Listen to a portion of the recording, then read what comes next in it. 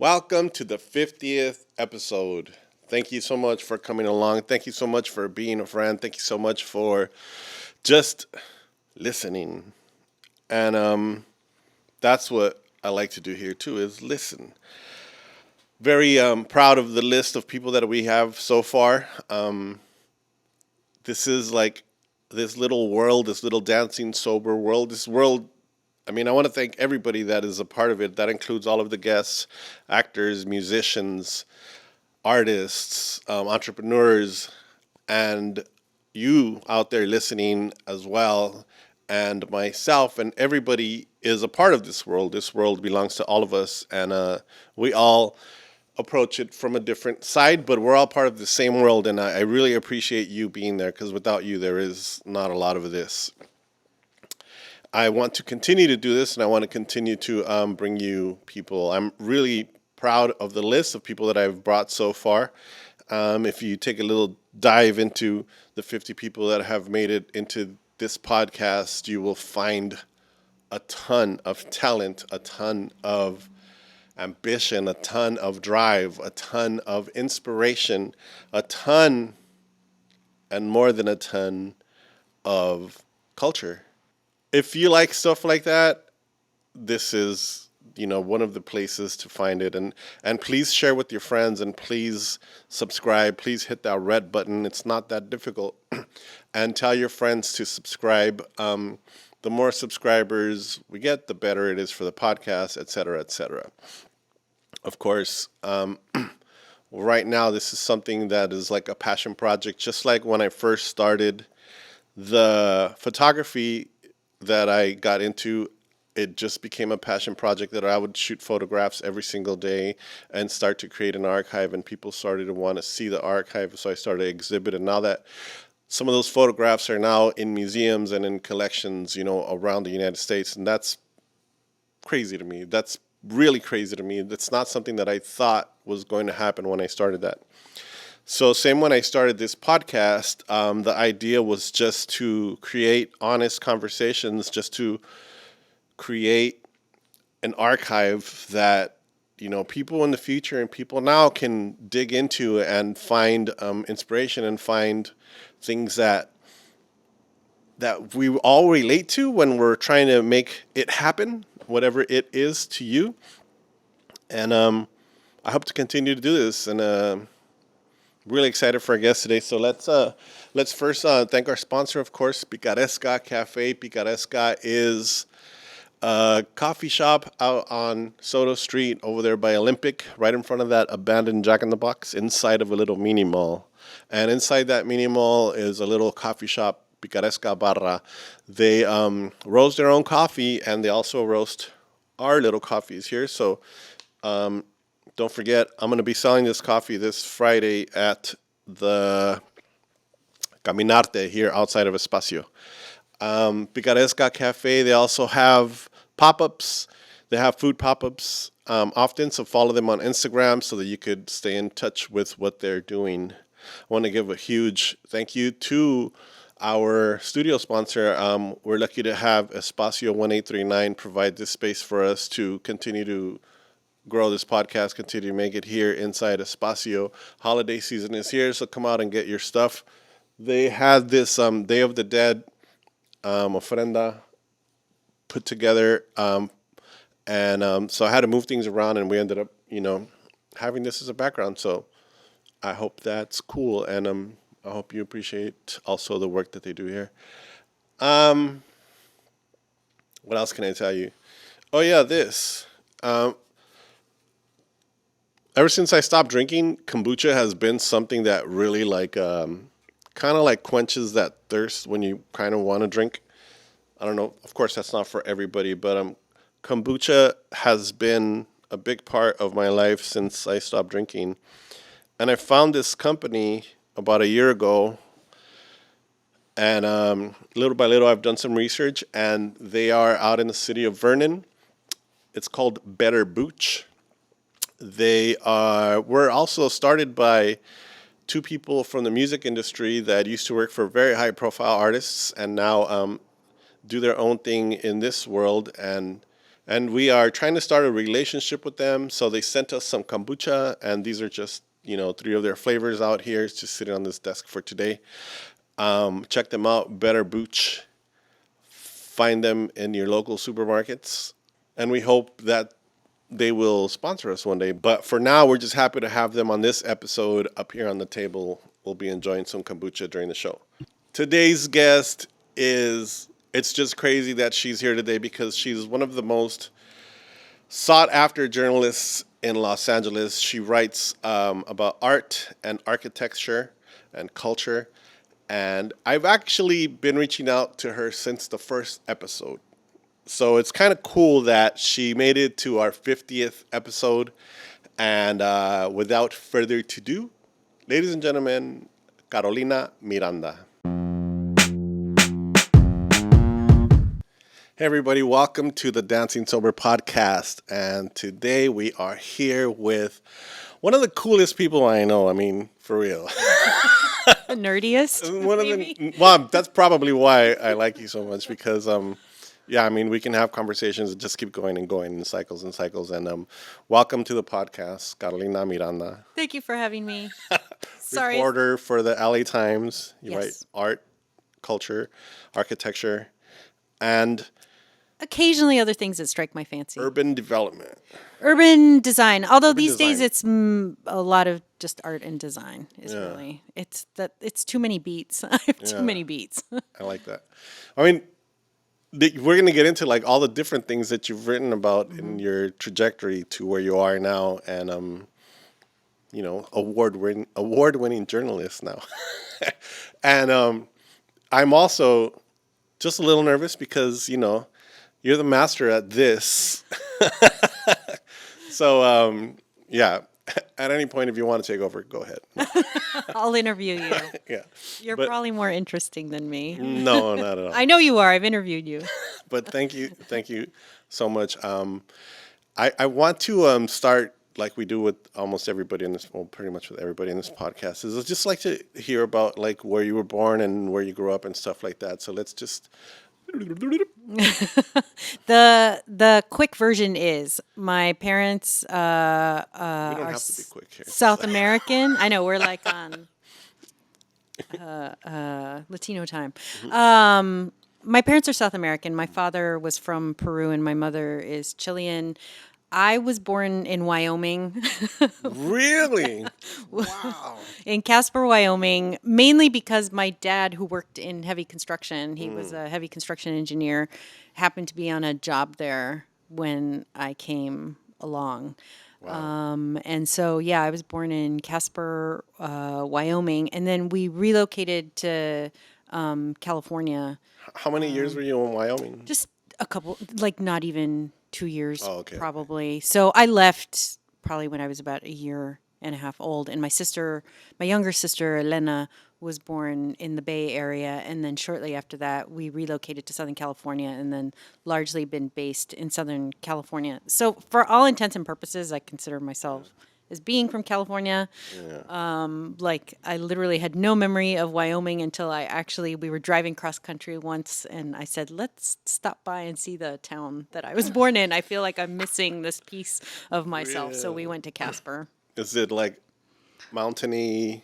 It is mountainy. Trees, cabins? No, not pine trees. It's very Rocky Mountain. So kind of brown and rocky. That's a reason they got their name. And it's an area where what's interesting about Casper is that it's an area, it's not off any of the major interstates in Wyoming. So you really have to be wanting to go to Casper to go there. Like Cheyenne is, I think, right off Route 80, if I'm not mistaken.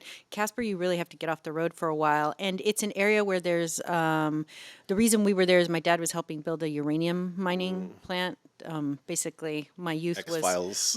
was powered by extraction, quite literally. And then there's oil and I think some natural gas. And so it's Damn. My bad. Okay, go on. so it's basically it's largely an industrial town. Okay. So when you moved back to Southern California, where'd you guys land, and where were like your formative childhood years, like Traviesa, Carolina? I can imagine. Well, we moved around a lot because my father worked in heavy construction. He worked on the jobs were all contract basis, so he would have a job for 1 year, 2 years, 3 years, and then we'd move on to the next job. So that meant living abroad. It meant living in different parts of Southern California. The short version is that my early years were spent in the San Fernando Valley. We lived in Van Nuys, then Panorama City, and then Granada Hills. And then I went to high school in Orange County. And then in between, we lived in some places internationally because my dad would get jobs like in Saudi Arabia or Iran. And so we'd go to some random town in Iran. And so he could build a copper mine. Wow, that's crazy. Yeah. So you went to high school in Orange County, Yes. and when did you start college, or where, I should say? I graduated from high school in '89, and then I went to go Gen X. That's us, right? We are not forgotten. Is that what we are, the forgotten I ones? think because everyone's like boomers and millennials, and I'm We're like like the middle child, right? yeah, we're totally the middle, and I'm just like fine, have your Always fight, leave felt us out that of it. way. Yeah, that makes a lot of sense. Yeah, I went to high school in. I graduated from high school in '89, and then graduated from college in '93. I went to Smith College in Massachusetts, Wow, a small liberal arts women's college Smith. in Western Mass. Nice. And how was that experience? That was I mean, you were already Wild. like, you knew already a lot of the United States, a lot of the world, or I mean, we lived internationally, but my experience of the U.S. was largely Southern California. This was, for all intents and purposes, where I had grown up with breaks in between. And the Northeast was definitely like a very different vibe. The food was totally different. Like the people were totally different. The landscape. Like I remember going out, and I always say that the reason my parents were like so at home in Southern California is that being from Indian countries, they're just like they like to be around a mountain. Like if there's a mountain nearby, then everything's cool.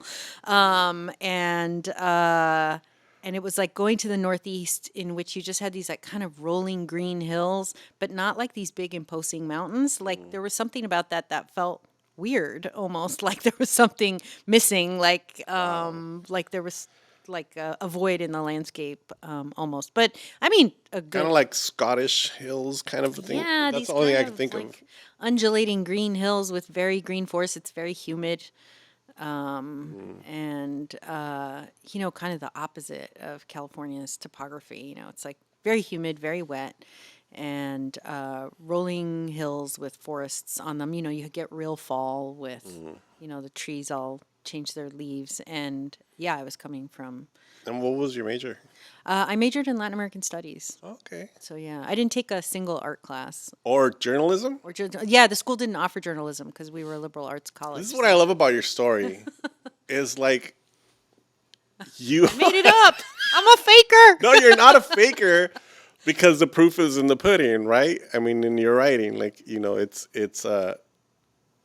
your approach. Well, I don't want to get all into the writing yet, but I mean, I just love that you're not an art major, you're not a journalism major, but this is what you do. Yeah. And the way that you got there is just awesome, I guess, because It's like everybody has a different crooked road that they travel to it. But I think the Latin American Studies was formative to yeah, a lot of the writing that I like to do. It's not all of the writing I do. It certainly doesn't draw from it, but it's certainly been important to that. But yeah, I didn't take a single art class, so in that regard, I had to kind of make it up as I go along. I guess the Latin American studies is in the same. You could take the same approach to art as you do to the cultures. I think what the Latin American Studies did. Well, I studied Latin American Studies, and I was actually also aiming for a minor in U.S. history, but because I had done a junior year abroad, I was like 1 or 2 credits short. It was something crazy, but I had done all the other coursework. But I think with the Latin American Studies and the U.S., which I focused a lot on history when I was doing the major, as well as the U.S. history almost minor, was that what it does is it gives you a cultural context, a backdrop of events that and I think it's probably reflected in my writing. I'm probably a little less interested in talking about like the formal qualities of a painting, like Yeah. how is it painted and what does Yeah. it reflect of, of blah blah artistic movement, rather than what are all of the social, cultural, and historical forces at a period in Yes. time that led artists to begin to create work that looks like X. Exactly. And so I draw from it always, but it's not with it's sort of like I came in the back door. You know Yeah. what I mean? Like it wasn't by looking at art specifically, but more instead thinking about the conditions that Historical led context, yeah. to And certain types of art. that's how I was taught to read plays, is like you have to think of when the historical context, when it was written, Yes. the historical context wrote it? of when it takes place, Yeah. and then the context of when and where it's being performed and produced. Yes. So it's just like all these different layers of context. Exactly. But yeah, I guess in the historic studies that you took, you developed a lot of that.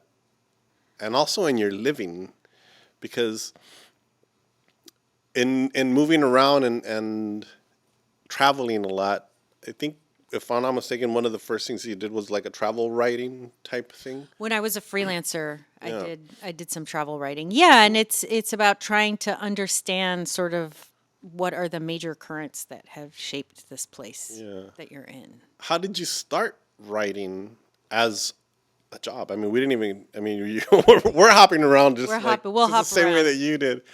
So I mean, you know, high school, college, and you're in the East Coast. And how did you even start to how was your first? What was your first job writing? Yes. I think, I had Did you think you were going to be a writer? No, I thought I would be an academic. I was on my way to becoming a professor or something? a history professor. You know, I had been one of my summers, a couple of summers in college, that I served as a research assistant to a journalist, basically like transcribing his interviews because I knew how to type. I had taken typing in junior high because my mother wanted me to have a backup job. I'm in telling you, case like things kids did not work nowadays out for type me. like this. I'm like, you have to learn to type. Oh no, on the big manual machines. Yeah. It was like you develop finger strength. So IBM Selectric. yeah, That was a beautiful machine. so I got a job transcribing these interviews, and I think it was eye-opening in the sense of like, here you are watching, people always refer to journalism as the first draft of history, and so here I'm watching this journalist, and the tapes I was transcribing, it was the columnist Robert Shear, who then used to write for the LA Times and also did columns for Playboy and a bunch of other magazines. He had recently done a trip to Russia where he was talking to people in Russia after the fall of the wall. This is like a glasnost era. It's this time of incredible change. At the time, I think the Soviet Union was still together. It was before things had like completely fragmented, and it was this idea of like, as I transcribed these tapes, it was like, oh, journalism is the first draft of history, and you can be doing these historic pieces in a different kind of way. I think the other thing that was influential in terms of getting me to think about it, interestingly, was I did a junior year abroad in college in Chile. I was in the southern city of Concepcion, and I was in Chile. Must have been, it was 91 to 92 was when I did the junior year. So it's like just coming out of the dictatorship.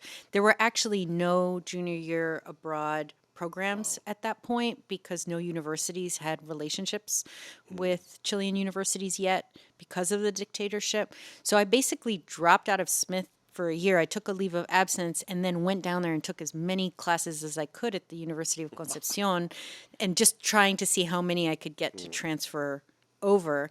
And it was this incredible time to be in Chile because imagine you're like a year out of a dictatorship. I think the transfer of power had been in 1990, In the midst of change. like in the midst of change. And I was studying a lot of, I was taking a lot of literature courses and hanging out with these literature students who'd just been through all of this absolutely insane stuff. Like they had been on strikes as part of the dictatorship, against the military regime. As part of that, they'd been on a year-long strike.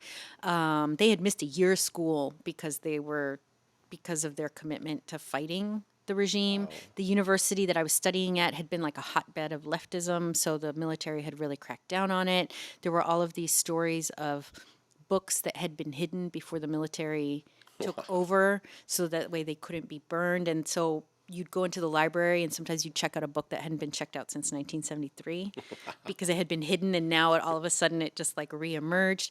And I was studying a lot of literature there. I was studying a lot of history and then a lot of literature, and especially the literature professor, who I'll never forget, this guy named Mauricio Ostra. He was very much into that idea of context and not just reading the work and thinking about these stories as stories and how are they shaped as stories, but really thinking about the social forces that produce them. And it happens to be at this moment in which Chile is, in the midst of this like incredible change, this destape, like this coming out almost.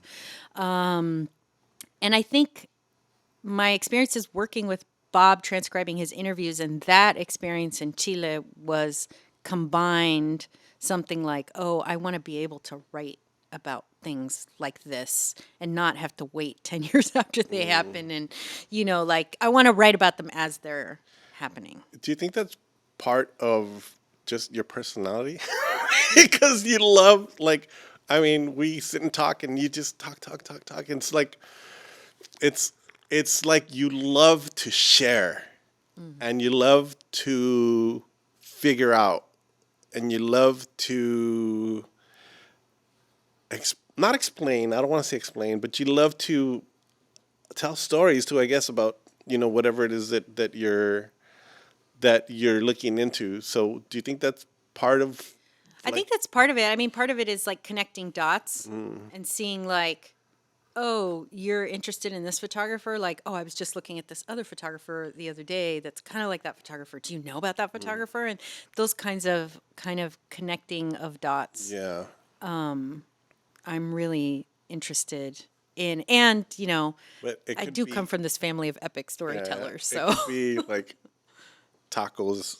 it could be anything. It could be anything, and that's part of the fun of having a conversation with you is that we dive into like different directions. Yeah. My favorite being when you talk about Narco-culture. culture, and all of the TV shows that we've watched, that we've All the binged on. narco-novelas. Yes, all the novelas, and yeah, Been behind on them. I need to catch up. yeah. So I think yeah, I mean I don't know, but I'm saying your desire or need or your like or your want to share is probably part of maybe something that drove that, and I think writing it down, yeah. Like when you think about, okay, we've been in this period in which we have reevaluated like so much of our own history. And so how can you write down the histories that maybe aren't told as often or are more obscure or aren't part of the official story, aren't part of the canon? Yeah. And so, yeah, that's what, and I feel like as a writer, when you think about when you think about writing about the context of culture rather than just the object of culture itself, it's also everything around it. And that is food, it's music, it's architecture, it's the layout of the city. It's like, so there's nothing that kind of can't somehow work its way into a story, like I remember hanging out with, I was doing a panel with a bunch of food writers and they were all talking about like why they eat at certain places. And so I was the non-food writer on the panel, and I said, well, sometimes I just go to eat at a place because maybe it's an important building, but the restaurant inside is really crappy. But it doesn't matter because that's not what I'm there. I'm not there to write a story about the grilled cheese sandwich. Like I'm just there kind of for the vibe of the place and maybe trying to imagine what was this little arcade place like in 1930 when this building was first built or whatever. So it all you kind of vacuum it all in to a point where my mother sometimes says, I can't tell you things because then they end up in your stories. That made me think of a lot of downtown spots that used to exist that don't exist anymore. But there was a lot of little like hidden like cafes, and when I was working downtown, a lot of little tiny cafes and things that were there for a long time. Yeah, they'd be like in the lobbies of buildings. Yeah. So you had to kind of go into the lobby of the Or building. you knew somebody that worked there, and they're like, Yeah. "Oh, we have lunch down here," and there's like a little cafe, inside an Art Deco building that you didn't expect, Yeah. to have a great lobby. So you're, I'm trying to like still stay on the Bring it back. trajectory. Okay, of- so yeah, the point of inspiration was college. yeah, And then what I did next, right? because I'm trying to connect everything to how you started. I guess for the Times, you were first like a digital writer, right? For the LA Times? Yeah, for the LA Times. Yeah. But you were at the New York Times first, yeah. No, I wasn't at the New York Times. I was at Time. Oh, at Time, not Yeah. New York Times. Yeah, I mean, Time magazine. let me Because I think that part of the way that you write, it feels so what's the word I'm looking for? formal or Not informal, but it feels familiar, like because it is, just like your words are for everybody.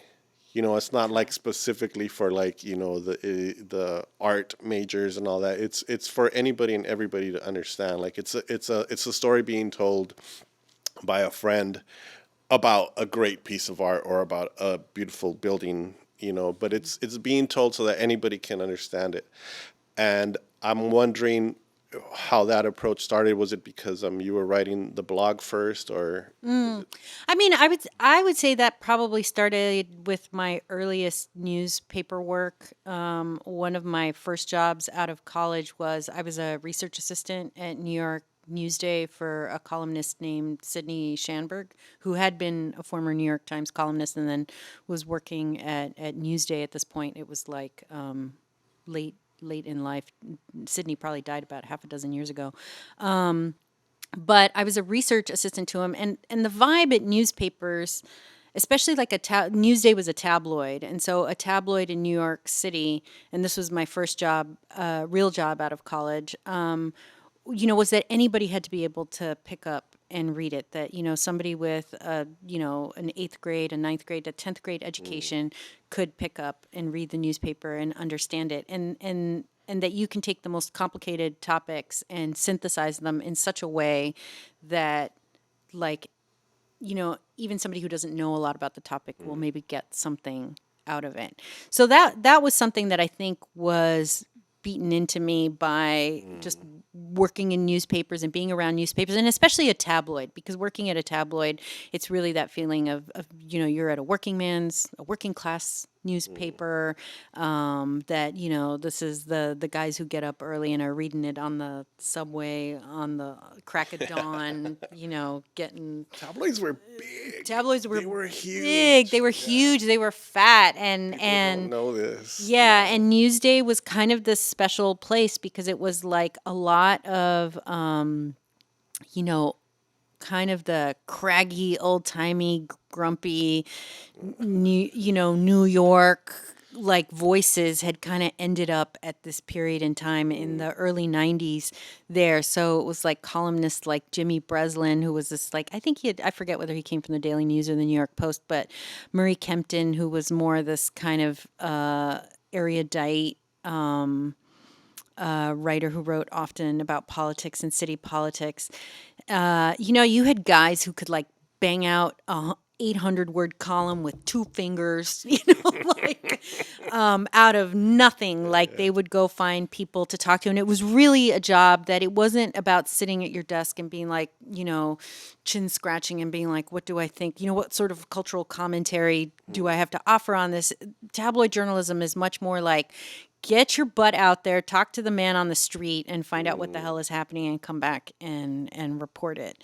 And so that was, I think, a really formative job. But I mean, that was something that had always appealed to me because I was never I didn't study art. I was never interested in kind of the effete art speak, architecture speak. Like, oh, let's talk about liminal space and. But there's something that you do too that's really cool is that you do throw in some beautiful words that, you know. Well, I like to it's- screw with it. Yeah, you throw in some beautiful words, but it's always in a way that it doesn't lose the flow of the story. And if you don't know what that word means, you're not going to lose what they were, because there's not like, it's just a perfect flow and a concise use of like a badass word. I do try to. I mean, that's the thing about being a writer is like every once in a while you want to show off. Yeah, yeah. I mean, I get it. So it's sometimes you just want to include, and also because sometimes a word has such a specific. I can't tell you how much I spend Yes. on on the Merriam-Webster Yeah. website. Like I should send them some money because it's permanently open on. Because I literally double check the meanings of words just to make sure I'm getting the absolutely precise thing. So I do that, but I try to keep it conversational and fun. Yeah. And then this whole idea, like, especially in art, I think, you go to other countries and like you go to Chile, you go to France, and they'll have some like political roundtable or end of the week roundtable on TV, and they'll be like, a political writer, a philosopher, an artist. It's like Yeah, that's this awesome. wide range of society, like commenting on culture. And then the United States, like would CNN ever invite an Yeah. artist to like come comment like a philosopher on the events of the day? Like hell no. And I think part of it is Love to have a poet on every panel. a poet should be on every damn panel ever. And I feel like part of the reason is because, academia has like beaten into people this very kind of like obtuse and incomprehensible language. Like I must speak in this art way or else I'm not really an artist. And I'm like, screw that. Like, I don't, that's the art is not in the wall text. Trust me. Like, What about like what can I say, like your values, I guess? Because you always approach, I mean, of course I'm usually on your side, I guess. So it's easy for me to say I really love your point of view of things. But how do you like manage to like not get too one-sided? Or I mean, it must, because I mean, I did take a little bit of journalism, and I remember how it was like, keep your Yeah. opinion out, and just hard news or straight news, right? Yeah.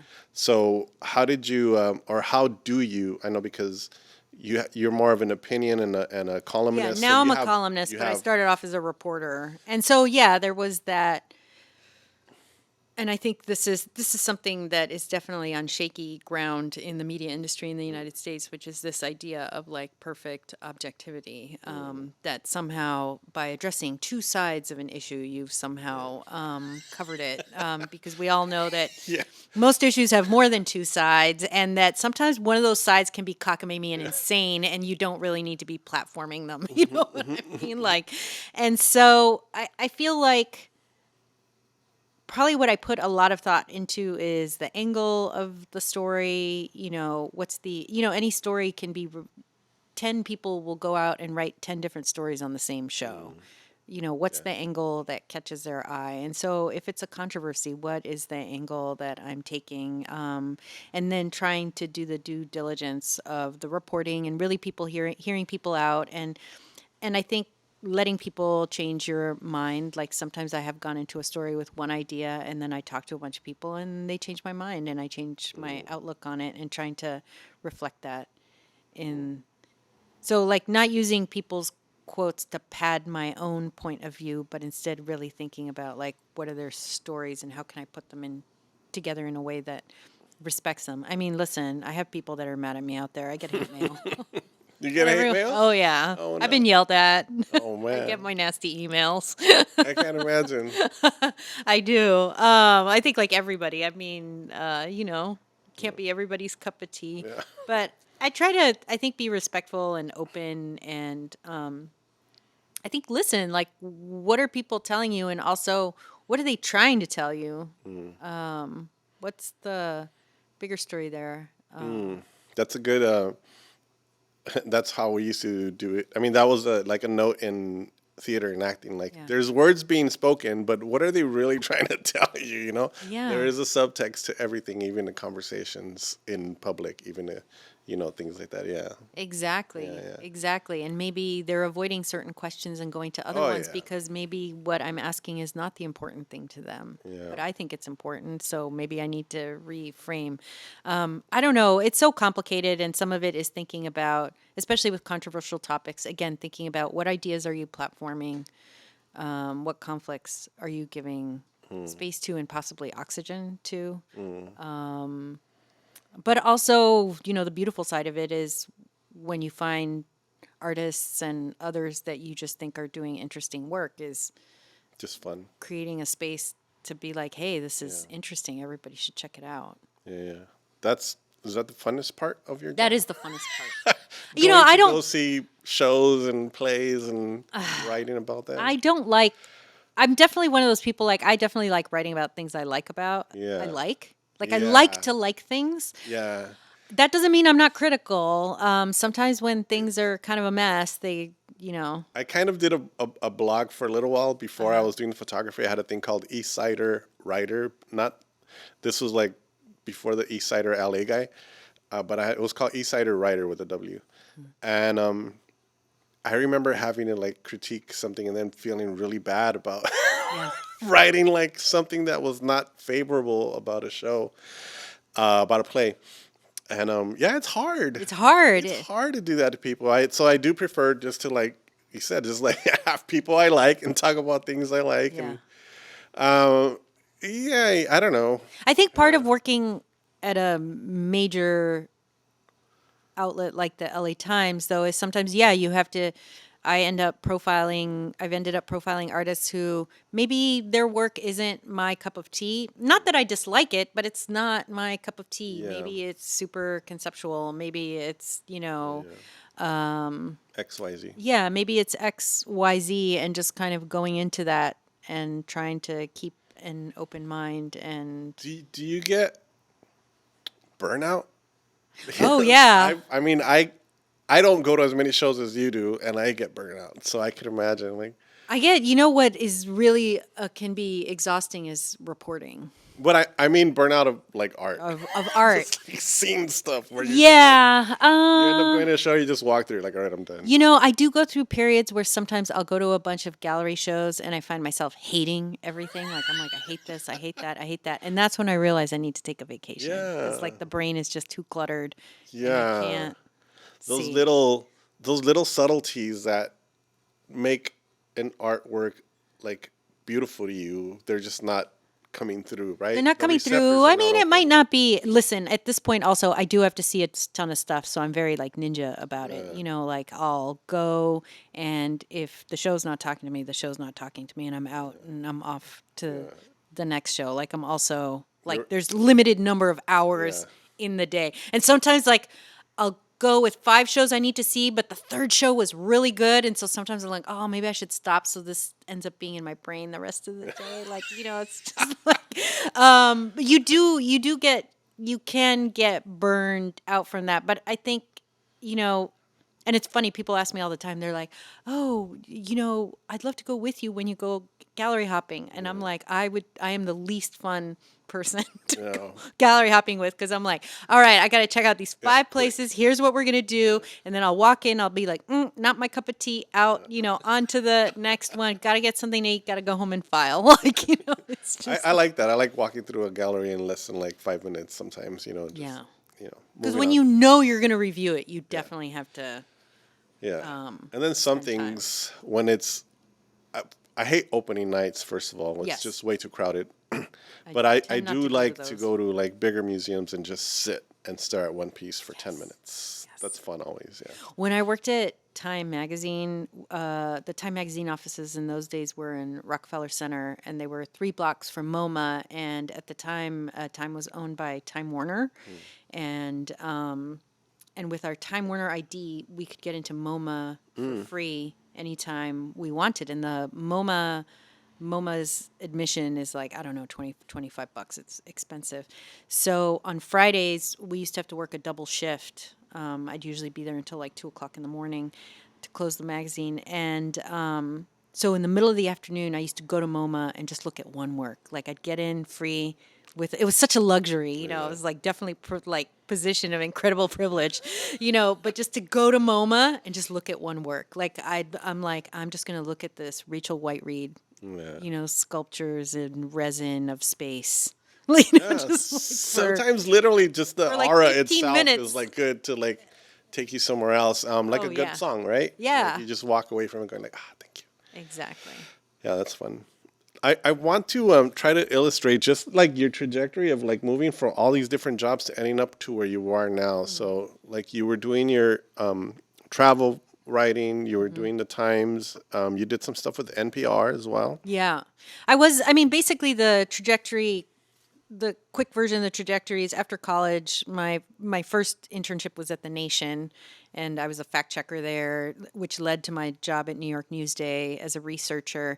And then what followed was a sequence of jobs. You know, it's like one gig leads to the next. And basically the most significant of the early jobs is, and I worked in publicity for a while. Like I Right, got PR. laid off from one of the jobs, so I ended up doing media publicity. I was actually a publicist for Time Magazine for a little bit, and then came back as a reporter. And I think that job after New York Newsday was perhaps the most formative in really like teaching me how to write. And then after Time, I was freelance and I did work for NPR. I did a lot of public radio work. I wrote for Art News. I was a contributing editor at WNYC, which was the public radio station in New York City. I wrote for Architect Magazine. I wrote for like a bunch of different publications at that point. Can you share with us a little bit about that struggle? Because I mean, you're doing all these different jobs because as a writer, Yeah. there's no way that there was like a ton of pay in the beginning, and No. and it is an art form. So sometimes we work for very low wages, and sometimes we work just to work. Yeah.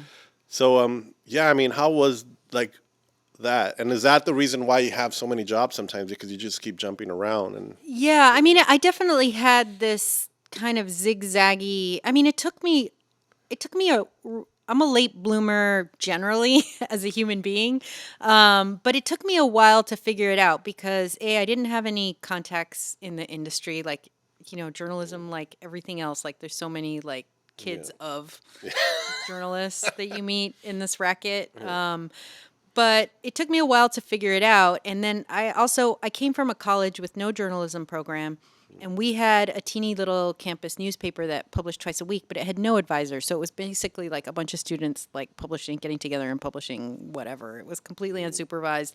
And while I learned a lot and I had a lot of interesting beats, it didn't really set me up for a media job. You know, I graduate with my Latin American Studies degree. Believe it or not, the New York Times was not breaking down my door to be like, "Oh my God, we want you to cover Latin America." Like, but I can. so I ended up getting like a series of jobs that I was like a research assistant, a fact checker, you know, these jobs that were kind of ancillary, these entry level jobs to the media industry, but that were not writing jobs. I did PR for a little while. I did fact checking again. I did like basic reporting work. And, you know, so much of it is about contacts and an editor trusting you with an assignment. And it's really hard to get those assignments if you don't know the editors and they don't know you. And I think, like the first few years out of college, like I almost didn't know how to go about it. I didn't exactly know what I wanted to cover. Like I had this pie in the sky idea that one day I would be a foreign correspondent, like filing dispatches from all over the Americas, you know. And then early on, when I was at Time, I was sent to cover a crime story. And I was like, oh, I can't do that. You know, like I cannot go cover crime stories. Really? Yeah. Oh no, I was clear to me that I was not cut out for like, oh, I'm the reporter who descends on a scene in the wake of some violent And aftermath. talking Like, to no. the family of the deceased, imagine? Yeah. Yeah, that is really intense, and it needs to be done. Like people need to cover those stories, but I'm not cut. Like I learned very quickly that I was not cut out for that. So it took me a while of like trying different things and doing different jobs and just meeting different people. And I think part of it was, you know, I didn't come from a major university with like a major newspaper like Columbia, J School and Yale, and they also have these like instantaneous networks of alum. Like when I worked at Time Magazine, it was always like there was a network of people at the magazine who attended the school of the editor in chief. So it was like if the editor in chief went to Stanford, all of a sudden everybody who was went to Stanford too. And then if Pipeline, everybody went right? to like Princeton, it was like the Princeton, era. And Wow. like it was super clubby and, very like driven by white men. And I'd come in with like my ideas about like, I remember years and years ago, like pitching a story about reggaeton when it was just like taking off and everyone looked at me Where? like, who is this girl and what is she talking about? Like this, At, you, at the Times or no, I was pitching it to a travel magazine. okay. And they just kind of looked at me I like mean, I was an still to alien this from another day, planet. still to this day, sometimes I see your column, I'm like, oh my god, like she wrote about that. That's awesome. Like you still pick like the really cool, but not, in the front of whatever public eye right now. Well, Find things. that's partly because I'm kind of a slow writer, so I can never be right on the thing. So I need to find the weird thing to write about that will set me Yeah, apart. I love it.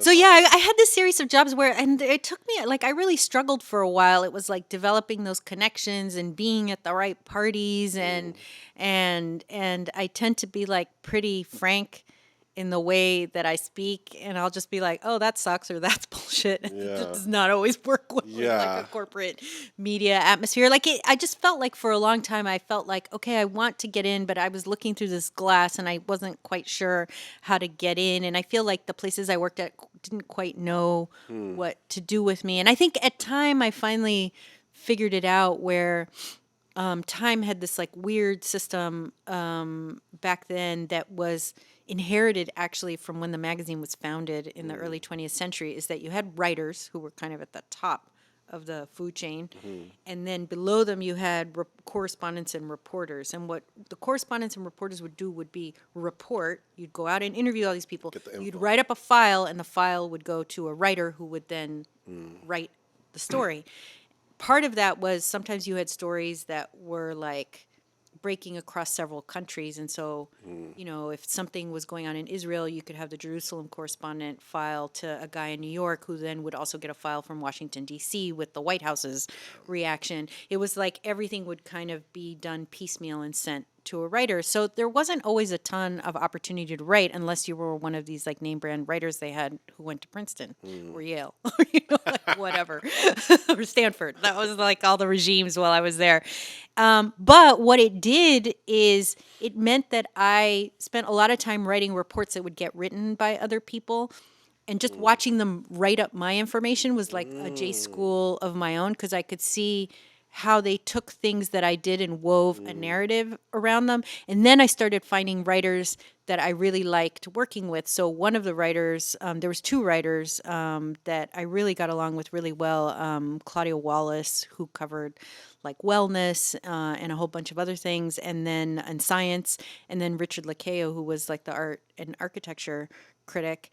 And sometimes what I would do is pitch them ideas, because I knew that if they put their weight behind it, we could get it into the magazine and we'd report it and write it together.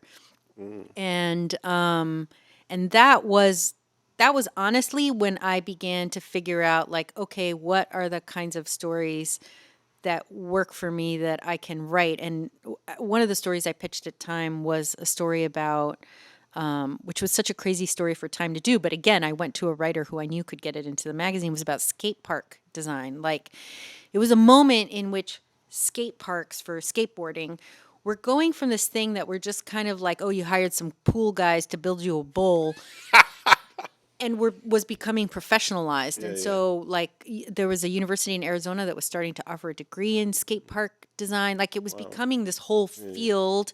There were these like celebrated skate park designers. And part of the reason for that is that a lot of bad skate parks had been built. And so you needed good designers doing that. And I had kind of been, I don't know, chewing at the edges of skating in some way. I don't know how. And I ended up on the story, and we ended up running a big story about like how skate park design was becoming this thing.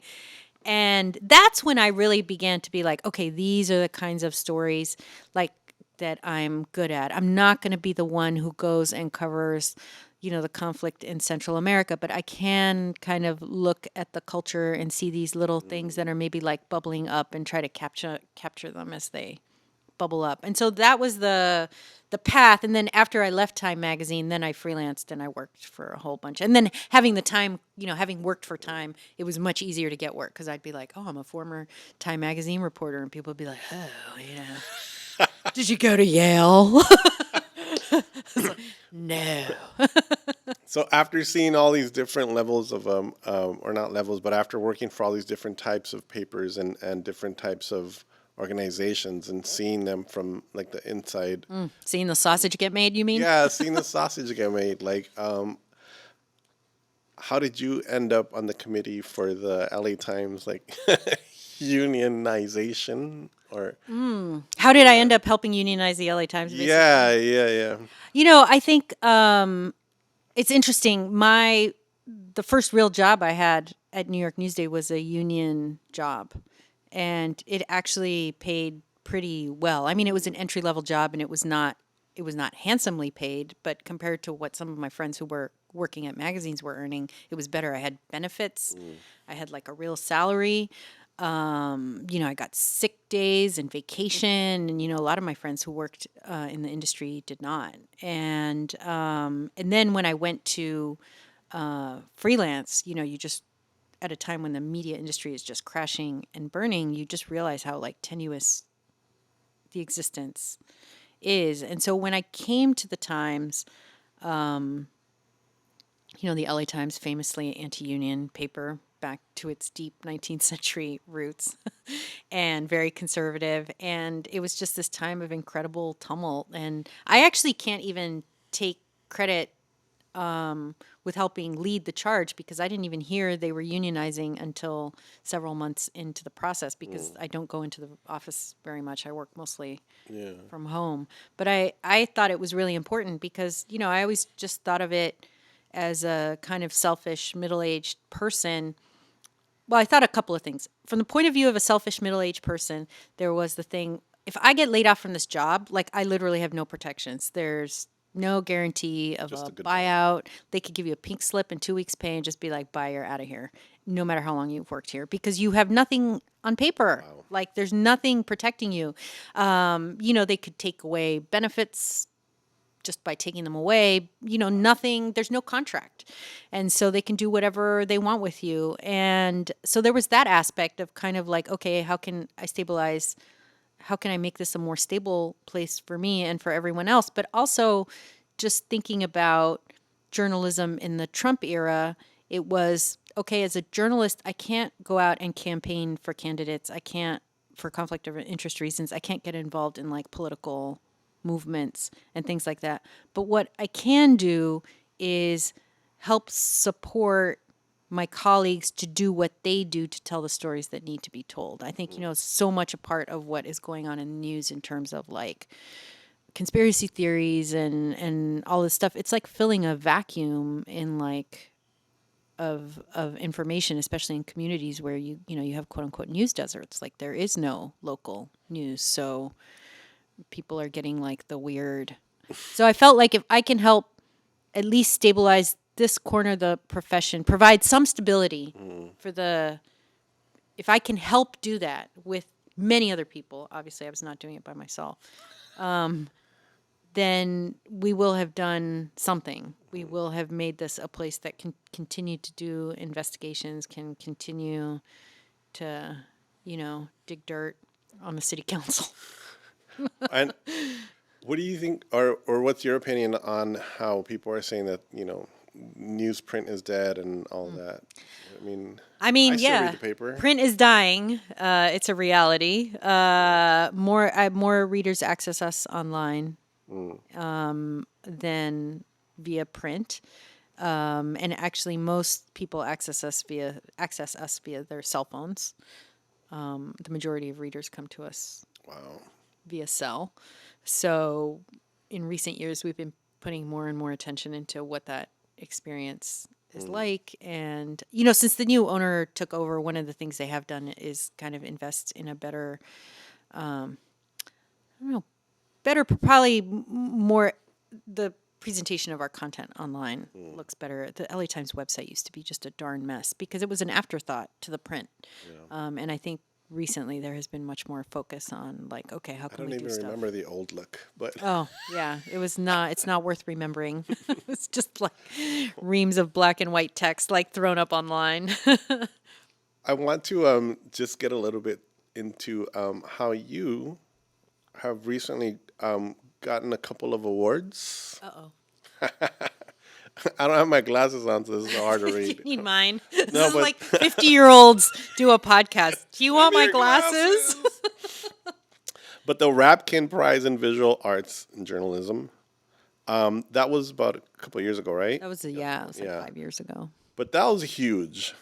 And then the Ruben Salazar Award from the CC Anime recently. That was right? last week. That was so Yay. exciting. Congratulations. Thank you. I was really excited about that one in particular because it was a story I wrote about a show about La Malinche that was at the Denver Art Museum, and it won an award in the commentary category. And I feel like, a lot of these journalism awards, like they really privilege news and hard news and political commentary and like weighing in on, the election and, January 6th or whatever. And so, sometimes the art stuff is seen like an extra. And so to win like a general commentary award for a story about an art show, I was really excited about because it just felt like, okay, yeah, art does have a purpose. Look at me. No, but it's also this idea that like art extends beyond this idea of like this painting that you look at on the weekend in your free time, that the story that exhibition told about how we're rethinking La Malinche at this And that's the moment in one time. article I haven't read. But Fail. I also really appreciate your recent article on the LA movers and shakers, the Latinx. The La Vanguardia. Yeah, that's awesome, dude. That was that was an editor's idea, and I have to be honest, I was a little not excited about the idea at first. Part of it was I'm kind of just naturally allergic to lists. Like I hate, we're now reaching end of year, and it's like, what's your end of year list? I'm like, I don't know, but I think I tell you. yeah, exactly. What does Elon Musk say? I think that package ended up being really nice because the way we approached it was really as the counterweight to a whole series of reports that we had done last year about the Latino culture gap. And so all of the million ways in which Latinos aren't represented in American culture, in entertainment. It was really focused on entertainment. This is something I've written about in the past, that when you have this vacuum, when you have no representation, it means that other people can come in, like a Donald Trump, can come in and fill that vacuum with their own ideas of what Latino is or isn't. And it's really dangerous. And I think it is a role where culture in not engaging the Latino presence in the United States has just really failed. Has really, really failed. Museums, TV, like there's nobody that's not guilty here. Book publishing. Over and over throughout the years, because I mean, over. I don't want to say how old I am, but I mean, how many years have I been hearing that same thing? The same thing. And it's like, it's a consistent failure. And so I think none of us, we wanted to follow up to that package because it's important to follow up to those stories. But a year out, the story's not that different. Like, okay, yeah, some other people, there's been like little advances. Change doesn't happen overnight. So there's been some advances, but not, it hasn't been like a windfall. And so we wanted to do something that's like, well, let's highlight the people who are out there. But I think for us, being very conscientious about, we're not naming the hot Latinos in the industry or whatever. Like, I didn't want to, like, none of us wanted to do that. It was like, let's just begin to put down on paper who's out there and do it in a way that's really about like cross pollination. So not like, here are the TV people, here are the movie people. It's more like, and for a round table, we had a playwright, a curator, a literary agent, a scholar, this idea of like, how can we begin to cross-pollinate? How can the music people begin to think about the TV people and the TV people about the theater people? Because it's like, that's the only way this is going to change. It's going to be us reaching across the aisle to other genres of culture and really thinking about like, okay, how do we elevate? And so that was the purpose of that package, and I'm really happy with how it came out. It's all kind of the same world. I mean, in the end, right? Yeah. Including the audience, the people that watch all that and listen to all that, and Yeah. and they go to these shows. It's all that whole world is one big world with all these different genres in it. Yeah. I think part of what I certainly, as a critic, want to see is just shows that approach Latino identity in way more sophisticated ways than they have in the past. Because it's like this fool. I confess I've only seen one episode of this. I love that show. Oh, I really? hope you see it. Yeah, watch I it. need to get on it. I'm behind on it. I'm running 8 years late on a monograph that I'm supposed to write. And so I've been spending all of my free time working on that, and I haven't been watching as much TV. But my friend Marion recommended This Fool, so I watched the first episode, which is really funny. But yeah, just a more sophisticated, more nuanced, like, I watch shows like Atlanta. Oh my God. Like, Yes. and somebody Atlanta please do like a Latino version It's of that. ridiculous. It's so good and Yes. so brilliant. And I think it's really getting beyond this idea of the Latino as some kind of like the archetype. You have the Latino character, and the character's parents are immigrants and they don't speak English that well, and they live in the barrio, and it's like, just think of every like cookie cutter stereotype. And the fact is that everybody has like all these different stories about how they got here, why they're here, how long they've been here. Maybe they don't speak Spanish and haven't for generations. And it's like, and certainly the world of entertainment misses so much of that in coming up with these kind of like cookie cutter archetypes. Or what I wrote about last year was they come out with the Latino version of the white show. It's like the Latino, what was that witch show? The Latino Party of Five, the Latino.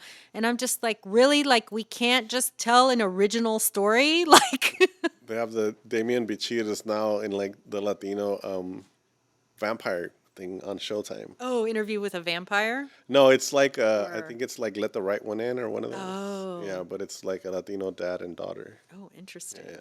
So, I haven't watched that. yeah.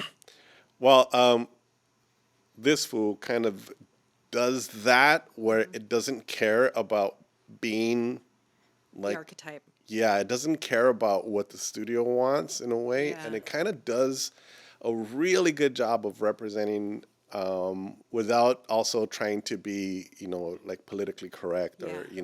or the term that they used was like woke. Like we weren't worried about being, like Yeah.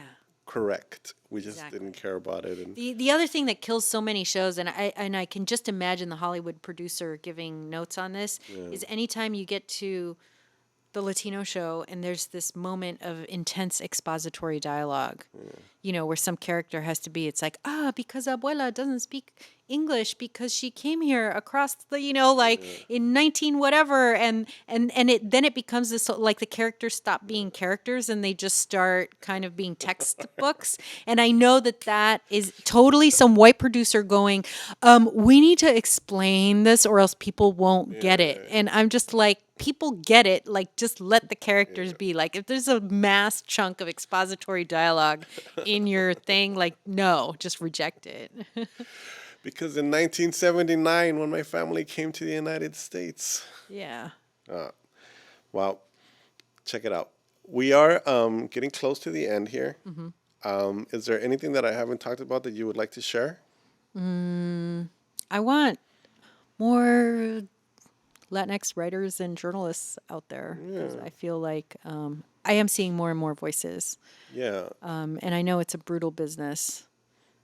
I know you're a fan of LA Taco, right? I am a And what fan of they LA do. Taco, Yeah, Javier Cabral, who yeah, has really done it's pretty awesome. great stuff with it. And I also just seeing some of the alternative media platforms that have emerged. I think of, Samantha Helu Hernandez. I don't know if I'm pronouncing her first surname correctly. She's a photographer, and she was doing like micro reporting on her East Hollywood neighborhood. Like those types of projects have been really interesting. She's a writer and a photographer. Her photography is beautiful.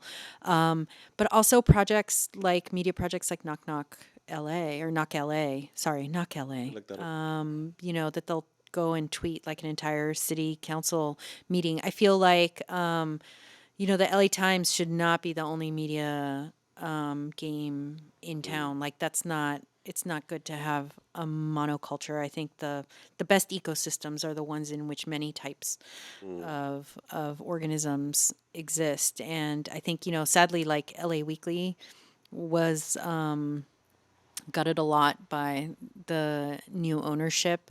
But you see these other projects like coming up, and I think giving voice and really covering the city from like a completely different perspective. Like not like you read LA Taco, you don't ever get the sense of like some writer who's like parachuting into a neighborhood to discover anything. Like Yeah, it's yeah. it's people who are from LA or who love LA, have a deep appreciation and respect for LA, and they're covering their LA. Like, Do you ever think about starting your own platform? oh my God, no. Yeah, it's tough, right? It's really tough, Yeah. and I don't want to manage. Like, I think of my editor. Carolina Poster. No. Now, I think of, as it is, I think of my editor having to manage my meltdowns when I can't write a story, like me having to do that for like 25 other people. Like, Yeah, yeah. Boris, I, shout I out would to still Boris be Kochka, who's interested in great. seeing what that would be if you ever did. If I ever did. Maybe my retirement job. Yeah, yeah. I am always interested in, helping whenever I can, like young women of color who are trying to get into or rising up the ranks of the business. It is not easy. Like I said, I spent a long time just trying to figure it out. And now at the age of 50, I'm finally sort of figuring it out. I still have a lot of figuring out left to do.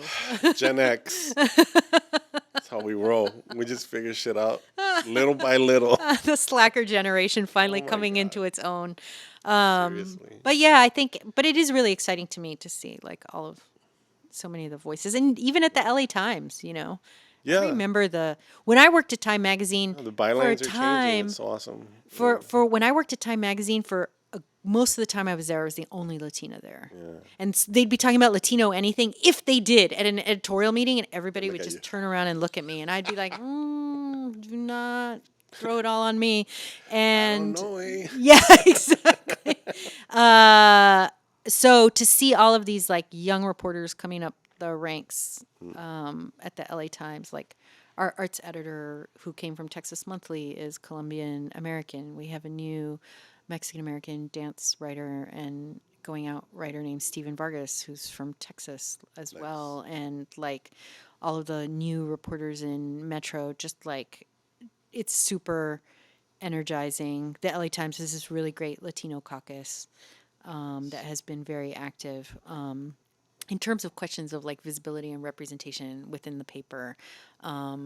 Like super disciplined, like meeting regularly, Wow. really helping promote each other's work. Like it really is a completely different world from the one I inhabited like 25 years ago. That's awesome. So Yay. Well, congratulations on everything thank you. all of your new accolades and Oh my old God. accolades. And do you want to shout out your Instagram real quick, or do you have a website? I don't have a website. My Instagram is cmonsta, Sea Monster. CMONSTAH. I also started, because Twitter's on fire, I started a Discord. Oh yeah, jump on the I Discord. started you can find the link to the Discord on my Twitter bio. I've been trying to figure out Discord for like 6 months. It felt like a big mess at the beginning, but now I kind of like figure out where things Yeah, are. you just have to like kind of find your. It's more in channels. It's more like the Reddit It's setup. kind of like if you're a gamer, you'll get it immediately. Yeah. But I'm not a gamer, so it took me a while to Yeah, I've been understand, on like, it. I set it up because I'd been on it for a little bit, just kind of lurking some stuff. And then I was like, well, if Twitter's gonna go into a dumpster fire, let me just have an alternate. I don't know if anyone will care, Yeah. but anyway. But yeah, I'll put up your Discord right here too. And there's a question that we ask everybody at the end of the podcast. I want you to answer in one sentence, if you can. And if a being from another planet came down and saw everything that you did and like saw the trajectory of your life and everything you've done, how hard you work and all of your rewards and was impressed and asked you this question, how would you answer in one sentence if they said, Carolina Miranda, how do you do it? Coffee and burritos. Coffee and burritos, I love it. Thank you so much. I'm really glad that you came, and I'm really happy Thank you for having we me. finally got our I episode. look forward to covering you in the pages of the LA Times again. Yes. Always dig your work. Thank you. We'll see you next week.